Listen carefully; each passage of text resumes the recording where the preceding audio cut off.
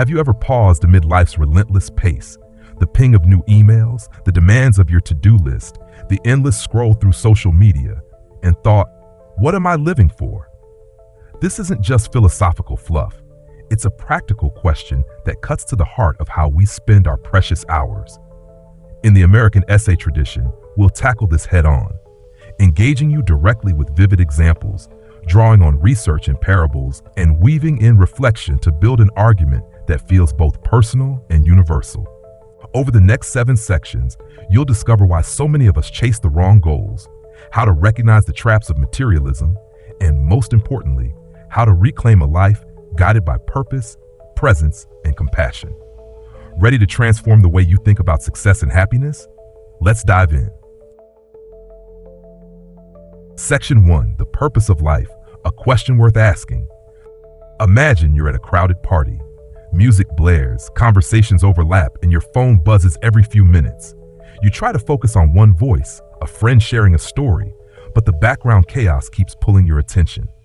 That's modern life, a cacophony of expectations from work, family, and social media, each demanding your energy.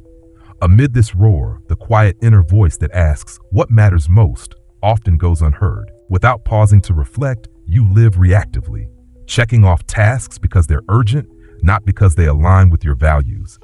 You accept promotions, believing they'll fulfill you, even if they steal time from loved ones.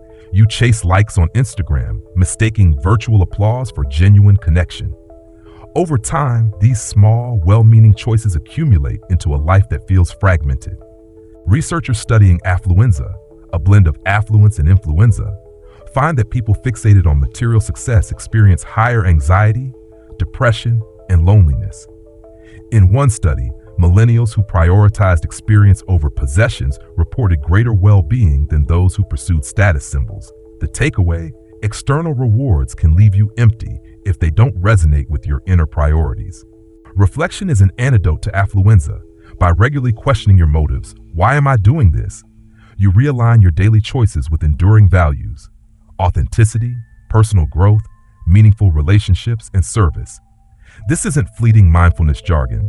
It's a roadmap for a life that feels integrated rather than scattered.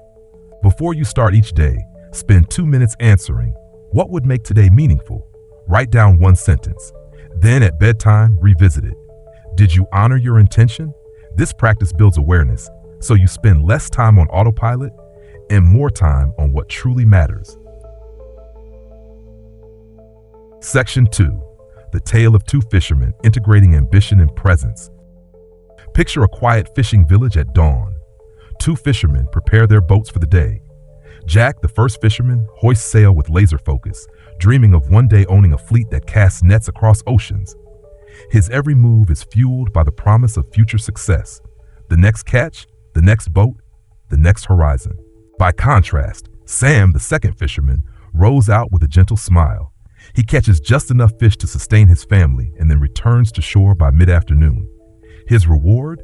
Time to rest, to listen to the waves, and to share stories with friends under the sun. Jack's ambition is admirable. He embodies the spirit of the American dream, where hard work translates into upward mobility. Yet his relentless drive can blind him to the richness of today.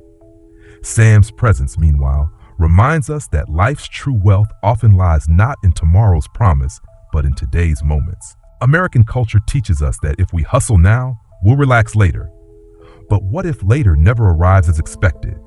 Psychological research on hedonic adaptation demonstrates that milestones like promotions or pay raises produce only fleeting boosts in happiness. In contrast, regular simple pleasures, savoring an afternoon coffee, laughing with a friend, deliver sustained satisfaction. The challenge isn't to abandon ambition or comfort, it's to integrate them. Imagine if Jack set aside short breaks to enjoy the sunrise, or if Sam allotted a few extra hours to expand his fishing skills. Neither extreme is perfect in isolation. The sweet spot lies in weaving ambition's forward momentum together with presence's mindful appreciation. Block 5 minutes every hour to step away from work. Stretch, breathe, or glance at a view. These brief respites reset your energy and creativity. After completing a task, big or small, take a moment to acknowledge it. A quick fist pump, a sticky note of congratulations, or even a deep breath of pride cements progress and motivation. Before shifting to a new activity, close your eyes and set an intention. I will be fully present for this task. This simple ritual prevents the mind from wandering and deepens engagement. Next time you find yourself racing toward a goal, ask, what am I missing right now? Then pause, truly pause, and let yourself absorb the world around you. By blending Jack's ambition with Sam's presence, you create a life that moves forward without sacrificing the joy of being alive today. Section 3. The allure and illusion of materialism. In today's world, flashy possessions, sleek sedans, oversized homes, the latest smartphone often signal success. Advertisements promise that these items will fill an emptiness we feel inside, as if a new gadget could complete our identity. But more often than not, the thrill of acquisition fizzles quickly, leaving us reaching for the next novelty. You might recall the excitement of unboxing your first high-end gadget, holding it, clicking through features, showing it off to friends. Yet that initial thrill fades. Within months, the device becomes just another tool, blending into the background of your daily routine. A luxury watch or designer handbag can elevate your social status until envy and comparison creep in. Suddenly, your enjoyment hinges on others' opinions, and every compliment feels tinged with insecurity about whether it's the object they admire or you.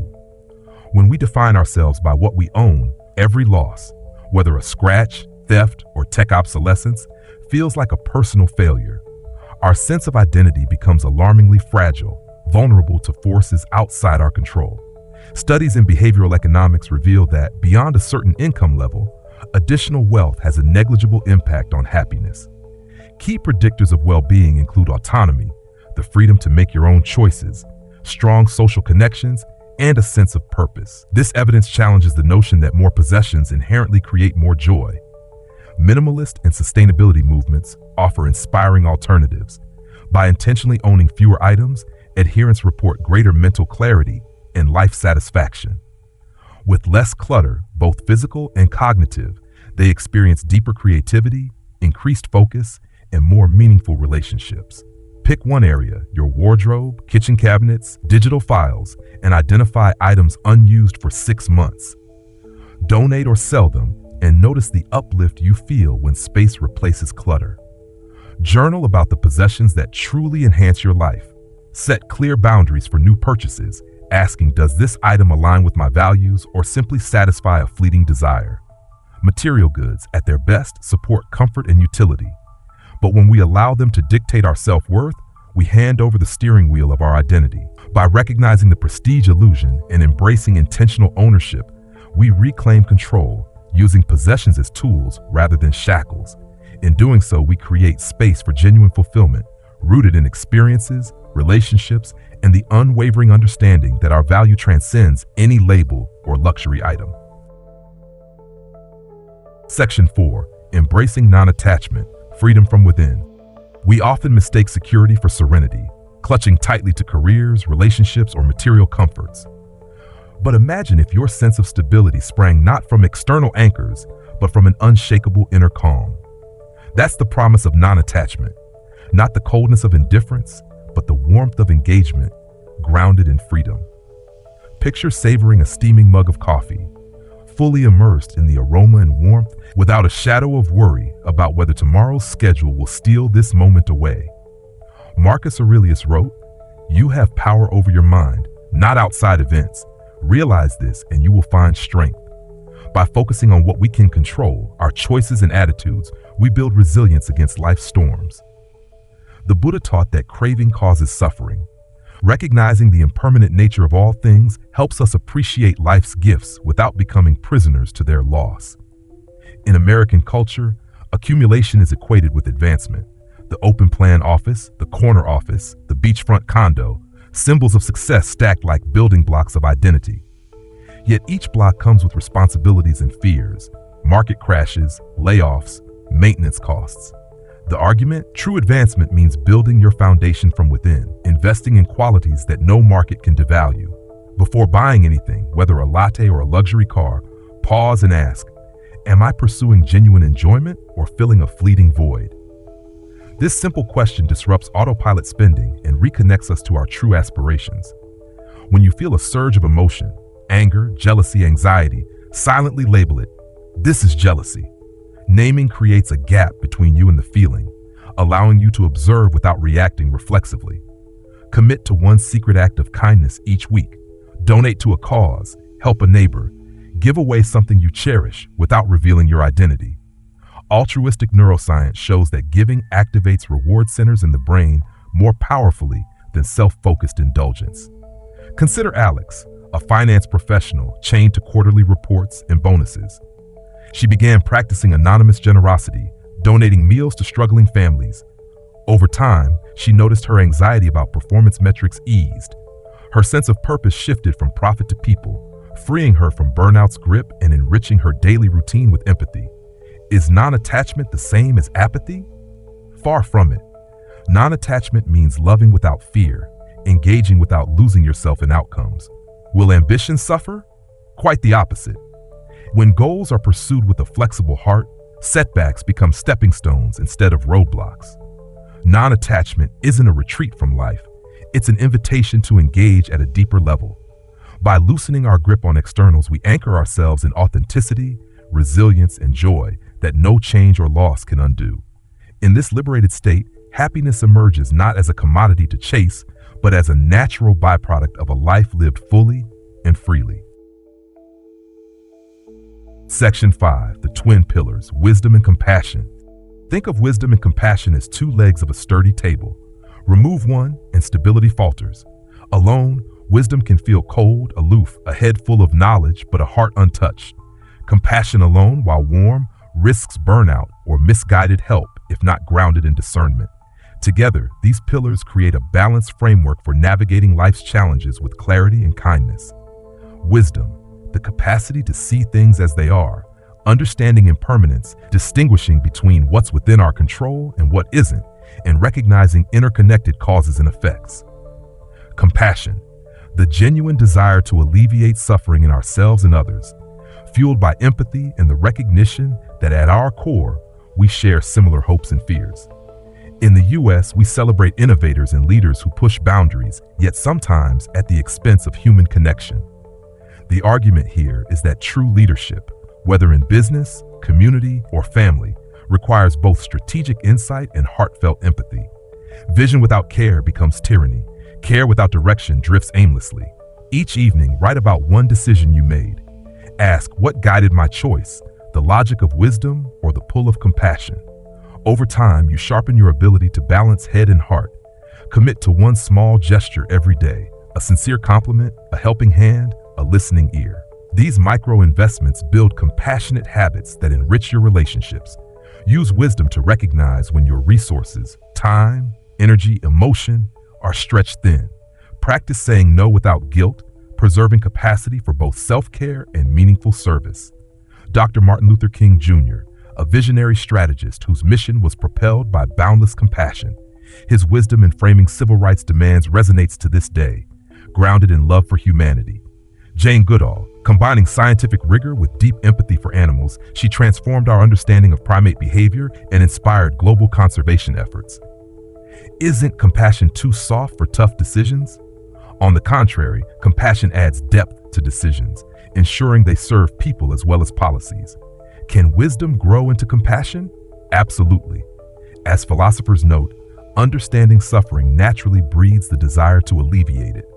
Marrying wisdom with compassion equips you to act boldly and benevolently, charting courses that are both effective and humane.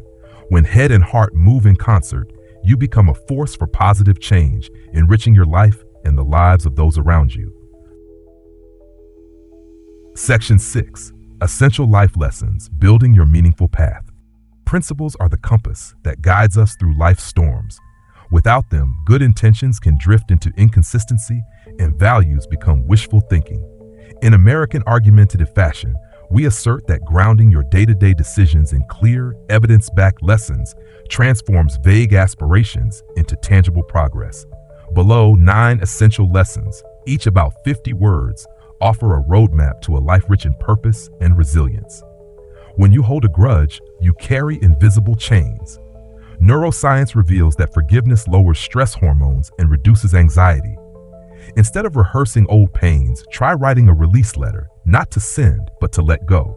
This act frees mental energy for creativity and connection. Blame is a tempting scapegoat, but it surrenders your agency. Psychologists find that people who take responsibility display higher self-efficacy and perseverance. Tonight, list one decision you made and its outcome. Acknowledge your role, then strategize how to improve tomorrow. Curiosity isn't just a trait, it's a muscle you can train. Research links lifelong learning to sharper memory and greater innovation. Dedicate 10 minutes daily to exploring a new topic, be it a TED Talk, a podcast episode, or a hitherto unfamiliar book genre. Conformity may feel safe, but it kills creativity. Studies show diverse teams outperform homogeneous ones in problem solving. In your next meeting, propose a contrarian idea. Even if it's debated, you'll spark richer dialogue and likely uncover better solutions. Self-criticism erodes motivation. Self-compassion fuels it. Harvard research indicates people who practice self-kindness recover more quickly from setbacks. Each morning, affirm one personal strength, no matter how small, to set a supportive tone for the day. Money isn't the enemy, but misperception can enslave you. Behavioral economists find that viewing money as a tool for experiences, security, and charity brings more satisfaction than chasing wealth for its own sake. This week, allocate a small percentage of income to a micro-investment, a charity, or a course.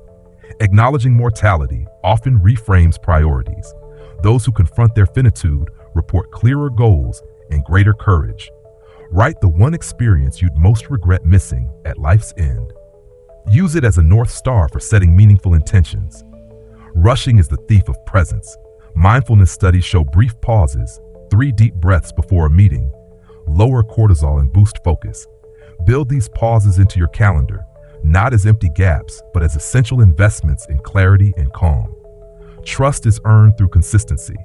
Ethical behavior strengthens relationships and reputation. They, in turn, create opportunities no resume can buy. Identify one situation this week where you'll align your actions strictly with your core values, even if it feels challenging. Section 7. Navigating relationships and society. Human beings are inherently social creatures, and thriving in life depends not only on individual strength, but also on the quality of our relationships and our place within society. From a Stoic perspective, understanding how to navigate social dynamics is essential for maintaining inner peace and living a virtuous life.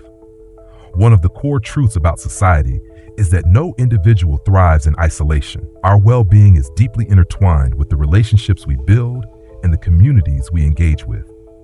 Modern research confirms this timeless insight. People with strong social networks tend to live longer, experience less stress, and report higher satisfaction with their lives. To cultivate meaningful connections, the Stoics encourage us to honor the elderly. Elders carry invaluable wisdom shaped by life's challenges and triumphs. Taking the time to listen to their stories and learn from their experiences enriches our understanding and grounds us in perspective. Another key pillar is practicing gratitude, an attitude that rewires the mind toward positivity and appreciation. Keeping a gratitude journal or expressing thanks to those around us can strengthen bonds and foster goodwill within our social circles. Engaging actively in community life is equally important.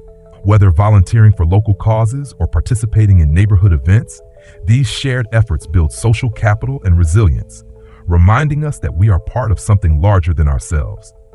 In today's digital world, it's crucial to balance virtual connections with in-person interactions, which release oxytocin, the bonding hormone, more effectively, nurturing trust and closeness.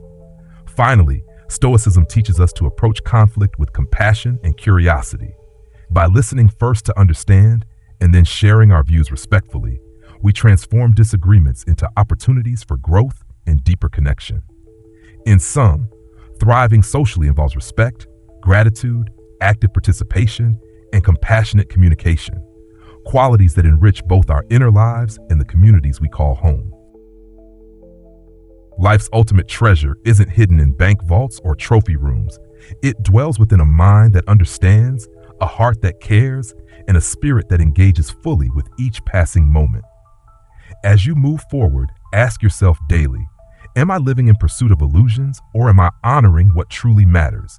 Embrace ambition, but temper it with presence. Pursue success, but not at the cost of your inner peace. Cultivate wealth, but let compassion guide its use.